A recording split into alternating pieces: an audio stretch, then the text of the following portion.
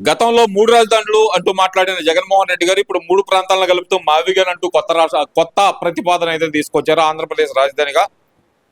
ఎలా చూడాలంటారు అసలు దీన్ని? జగన్మోహన్ రెడ్డి గారి గురించి చెప్పాలంటే ఫస్ట్ నుంచి తీసుకుంటే 2014లో చంద్రబాబు గారు గెలిచినాక రాజధాని ఇన్ని ఎకరాలు చేస్తున్నామంటే చేయండి, ఇంకా ఎక్కువ తీసుకోండి, ఇదే రాజధాని అని చెప్పి సపోర్ట్ చేసి చెప్పాడు ఆ రోజు. సరే అది వచ్చినాక మళ్ళీ అది అన్నాడు ఇది అన్నాడు. మళ్ళీ 2019లో ఆయన వచ్చాడు. మనకు చంద్రబాబు నాయుడు గారికి 2014 ఈ పొలం తీసుకొని రైతుల దగ్గర వీళ్ళందరినీ ఒప్పించి వీళ్ళకి రావాల్సిన ఫ్లాట్లన్నీ చేసి ఇంతలకినే చాలా టైం పట్టింది. 2 సంవత్సరాల పైన పట్టింది బిల్డింగ్లు కడటానికి. అక్కడ స్పీడ్గా చివరి 2 సంవత్సరాల్లో స్పీడ్గా ఎంతో కొంత బిల్డింగ్లు అభివృద్ధి జరపాలా, రాజధానికి బిల్డింగ్లు కట్టాలని కొంత కట్టారు. అవన్నీ కూడా వీళ్ళు ఏం చేశారు, ఈ జగన్మోహన్ రెడ్డి గారు వీళ్ళందరూ కూడా అవన్నీ గ్రాఫిక్లు బిల్డింగ్లు కట్టలేదని ప్రజలను నమ్మించారు. ఒకసారి నన్ను చూడండి, నేను మా నాన్నకంటే బ్రహ్మాండంగా చేస్తాను, అది ఇది అని చెప్పేసి ఇష్టం వచ్చినట్టు మాట్లాడి ప్రజలను నమ్మించి 2019లో ముఖ్యమంత్రి అయ్యాడు. ముఖ్యమంత్రి అయిన కాడి నుంచి ఏం చెప్పాడు, అంతకుముందే 33,000 ఎకరాలు కాదు ఇంకా తీసుకోండి అని చెప్పాడు. ముఖ్యమంత్రి అయిన కాడి నుంచి 3 రాజధానులు, ఇది కాదు రాజధాని, నేను 3 రాజధానులు పెట్టాల్సిందే అన్నాడు. ఎక్కడా కూడా ఒక రాజధాని కన్నా శంకుస్థాపన చేశాడా, లేకపోతే ఒక పరిశ్రమలు తీసుకొచ్చాడా, ఒక బిల్డింగ్ కట్టాడా? గత 5 సంవత్సరాల్లో ఆయన చేసిన పరిపాలనలో 3 రాజధానులు అన్నాడే తప్ప ఎంతసేపటికి ఈ మాటలు చెబుతా 3 రాజధానులకి ప్రజల్ని గందరగోళంలో పెట్టి ఇష్టం వచ్చిన మద్యం మాఫియా వాడి ఇష్టం. ఇక మద్యం మాఫియా కానీ మట్టి మాఫియా ఇక అన్నీ ఒకటం లేదు, మొత్తం గన్లు గిన్లు మొత్తం దోసిపారనికాడు ఇష్టం వచ్చినట్టుగా. చాలా ఇంకా ఇప్పుడు 2024 వచ్చేసరికి జనం అర్థం చేస్తున్నారు. జనాన్ని ఎట్ట పడితే అక్కడ కొట్టాడు వాడి గవర్నమెంట్లో అధికారం ఉందని చెప్పేసి వాళ్ళ నాయకులు వాళ్ళ కార్యకర్తల చేత జనాన్ని వాడికి అడ్డం వచ్చిన కొట్టారు ఇష్టం వచ్చినట్టు. ఎవడో అందరూ భయపడి ఇళ్ళలో మూసుకొని కూర్చున్నారు. నేను భయపడ్డాను, నెక్స్ట్ కూడా నేనే 35 సంవత్సరాలు నేనే అనగానే కొంతమంది ఆఫీసర్లు కూడా వాడిని నమ్మి చేయరాని పనులన్నీ చేశారు రాజధానిలో. ఇవాళ అందరూ శిక్ష అనుభవిస్తున్నారు. వచ్చారు వరుసగా చంద్రబాబు. అదే రెడ్ బుక్ అంటే 2024 నుంచి రెడ్ బుక్ తీసి లోకేష్ గారు ఎవడెవడు ఏం చేశాడు, చట్టపరంగా ఏం చేయాలి అని అదే శిక్షిస్తూ ఉన్నాడు. ఇవాళ మా నాయకులు కార్యకర్తలు కూడా కొంతమంది ఏంది వాళ్ళలాగా మనం చేయట్లేదు అది అంటే, వాళ్ళకి మనకి తేడా ఏముంటుంది చేయడానికి? వాళ్ళే ఇష్టం వచ్చినట్టు చేశారు. అట్ట కాదుగా పరిపాలన, ఒక వ్యవహారం మంచి చెడు ఉండాలా.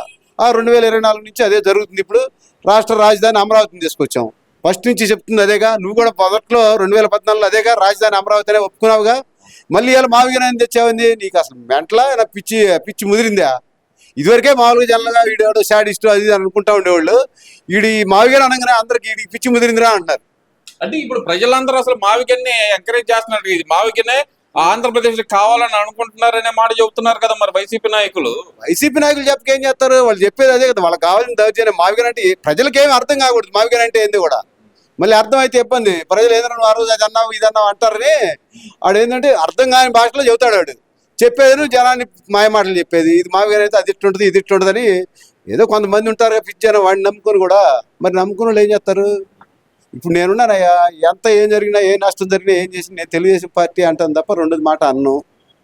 మరి అట్లా నాలాంటి వాళ్ళు కొంతమంది ఉంటారు ఆ వైసీపీలో కూడా, వాళ్ళు అదే మాట్లాడతారు.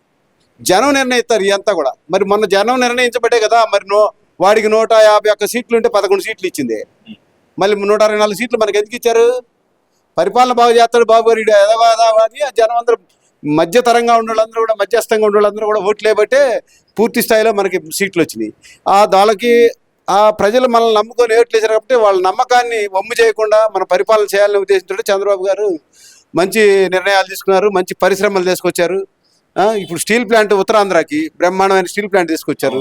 మళ్ళీ రేపు మనకి ఇక్కడ ఏంటి హైటెక్ టైప్లో ఇంకోటి క్వాంటమ్ సిటీ అని తెచ్చి వచ్చి మరి అమరావతిలో పెడుతున్నారు.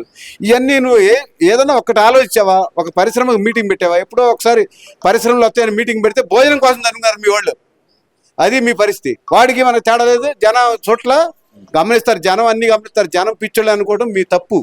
అంటే ఇప్పుడు జగన్మోహన్ రెడ్డి అంటుంది మీరు చట్టం చేయగలనే సరిపోయిందా, నేను వస్తే మార్చలేనా అని చెప్పి సవాల్ చేస్తున్నాడు కదా. మరి సవాల్ చేస్తాడు ఆయన. రాజారెడ్డి రాజ్యాంగం ఎటు కూడా అమలు జరిపాడు కదా 2019 నుంచి 24 దాకా. మళ్ళీ అదే రాజ్యాంగం నడుపుకుంటాడు తప్ప ఈ రాజ్యాంగం ప్రజల్లోకి మన ఈయన అంబేద్కర్ గారు రాసిన రాజ్యాంగం కానీ మన ప్రజలు ఇప్పుడు చేసిన భారతదేశంలో ఇప్పుడు మనం అసెంబ్లీ నుంచి అంబేద్కర్ రాజ్యాంగం నడుస్తుంది. అసెంబ్లీ ఆ ప్రకారమే అసెంబ్లీ నుంచి పార్లమెంట్కి వెళ్ళింది, పార్లమెంట్ నుంచి పెద్దల సభకి వెళ్ళింది, రాజ్యసభకి. ఇది శాంక్షన్ అయినాకనే రాష్ట్రపతి ముద్ర వేసింది. ఇవన్నీ కాదు నేను చేస్తాడా? దీనికి సపోర్ట్ చేసేది ఎవడున్నాడు? 49 పార్టీలు దేశం మొత్తం మీద అమరావతి రాజధానికి సపోర్ట్ చేస్తే నువ్వు అక్కడ నీ రాష్ట్రానికి నువ్వు అక్కడ అమరావతి వద్దని చెబుతున్నావు. ఇంకా అది ఎవడన్నా నమ్ముతాడా? రేపు నువ్వు ఇంకొక రాజధాని పెడతానంటే ఎవడన్నా నమ్ముతాడు? నీకు సపోర్ట్ చేసేడు ఉన్నాడు. అంటే ఆయన చెప్తుంది ఏంటంటే ప్రజలందరూ దీన్నే ఒప్పుకుంటున్నారు, ఆంధ్ర ఏది మావికన్నే ఒప్పుకుంటున్నారు తప్పితే అమరావతి కాదు, అది అమరావతి అనే మాట అయితే మాట్లాడుతున్నారు కదా. మరి అసలు మావిగన్ అనేది ఎప్పుడు తెచ్చావు నువ్వు? చంద్రబాబు గారు అమరావతి రాజధాని డిక్లేర్ చేసి అన్ని ఒప్పందాలు అయిపోయినాక అప్పుడు తీసుకొచ్చావు మావిగన్ అని. అప్పుడు దాకా ఏం మాట్లాడుతున్నావు? నువ్వు 3 రాజధానులు అన్నావుగా, మేలకుండా ఇంట్లో కూర్చున్నాగా, ఓడిపోయినాక అసెంబ్లీకి కూడా పోకుండా నీ శాసనసభ్యులు కానీ నువ్వు కానీ ప్రజలు ఏమిచ్చారు? నీకు కొన్ని సీట్లు ఇచ్చారు. సభలో నీకు ప్రతిపక్ష హోదా రావాలంటే దానికి తగ్గట్టు సీట్లు వస్తే నీకు ప్రతిపక్ష హోదా వచ్చింది. ప్రజల హోదా అయినప్పుడు నువ్వు మూసుకొని కూర్చోవాలి. కానీ నాకు ప్రతిపక్ష హోదా ఏది, నాకు అది రాలేదు, అందుకని నేను అసెంబ్లీకి రాను, ఈ పిచ్చి మాటలు మాట్లాడితే నీకు పిచ్చి ఎక్కింది రా అనుకున్నారు. అది అంటే ఇక్కడ జగన్మోహన్ రెడ్డి చెప్తుంది, ఇక్కడ ఒక కులం కోసం మాత్రమే ఆ ప్రాంతాన్ని అభివృద్ధి చేస్తున్నారు అనే మాట అయితే కనుక పదే వైసీపీ నాయకులందరూ మాట్లాడుతున్నారు కదా. లెక్క దీమిన రాజధాని ఏరియాలో ఒకే కులం ఎక్కువ ఉందా, లేకపోతే ఇతర కులాలు కలిపి ఉండే ఎస్సీలు ఎస్టీలు అందరూ అన్ని రకాలు ఉంటారు, కాపులు ఉంటారు, రెడ్డిస్ ఉన్నారు. మొత్తం లెక్క తీసి చెప్పను. ఒకే కులం అంటే పొలం వాళ్ళకి కూడా పొలం ఎక్కువ లేదు. మొత్తం ఇచ్చిన పొలంలో కూడా అందరి లెక్క తీయమనండి. కొద్దిగా అటు ఇటుగా ఉంటాయి. ఉన్నంత మాత్రం రాజధానులు ఇళ్ళే అనిపిస్తారా ఏంది? రాజధాని అందరికి పంచారు. వాళ్ళ ఆస్తులు వాళ్ళకు ఉంటాయి, వీళ్ళ ఆస్తులు వీళ్ళకు ఉంటాయి, ఎవడి ఉంటే వాడికి ఉంటాయి. అందరికీ న్యాయం జరుగుతుంది రాష్ట్రం అన్నాక. ఒక్కడికే జరుగుద్దా ఏంది? కమ్మ కులానికి ఒకటే జరుగుద్దా? రాష్ట్రం అన్నాక అందరికీ ప్రతిఫలాలు ఏ వచ్చినాయో రాష్ట్ర గవర్నమెంట్ ద్వారా అన్ని అందరూ అనుభవించాల్సిందే.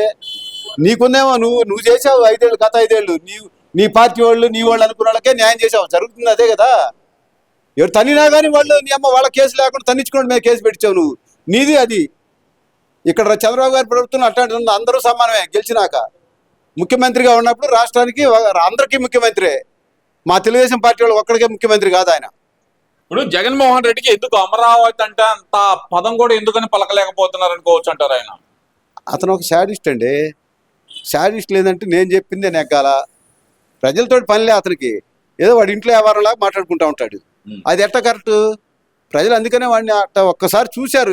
ఒక్కసారి రాజశేఖర రెడ్డి గారిని దృష్టిలో పెట్టుకుని ఒకసారిగా వాడు బాగా చేస్తానంటున్నాడు కదా. మా అయ్య ఫోటో పక్కన నా ఫోటో ఉండాలని చెప్పాడు కదా.